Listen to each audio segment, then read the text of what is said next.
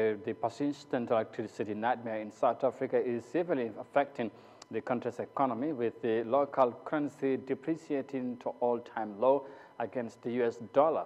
Now, the Rainbow Nation is also in the midst of a cost of living crisis, with inflation at 7.1% and food inflation at 14%.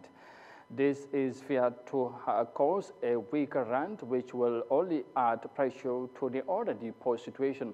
Meanwhile, South African authorities have vowed to clarify of a U.S. accusation that it's supplying weapons to Russia.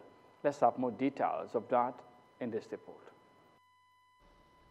The rand started weakening a few days ago, but went into free fall on Thursday, reaching 1947 against the US dollar. South Africa is battling a power crisis that is worsening by the day. Expectations are for that to get worse before it gets better. I think what will change the trend, though, is if we come up with any definitive pronouncements, one on load shedding. There was a yesterday with the president in parliament, but unfortunately that did not provide much comfort, for the markets. During a parliamentary session, the president denied the government failed in addressing the Eskom crisis. The business community is outraged at the comments, and investors are more worried that the electricity shortage will completely cripple an already weak economy. It almost becomes inevitable, that we'll see a recession. I guess the bigger question is, by how much, and currently, I've seen numbers that suggest anywhere between 0.5 and minus 1%, contraction in GDP for this year can be expected. Adding to that, the U.S. ambassador to South Africa accused South Africa of providing weapons to Russia. South Africa has denied the claims and has commissioned an inquiry to look into the matter of a Russian ship that came into the country in December last year. The matter is being looked into, and in time we'll be able to speak about it.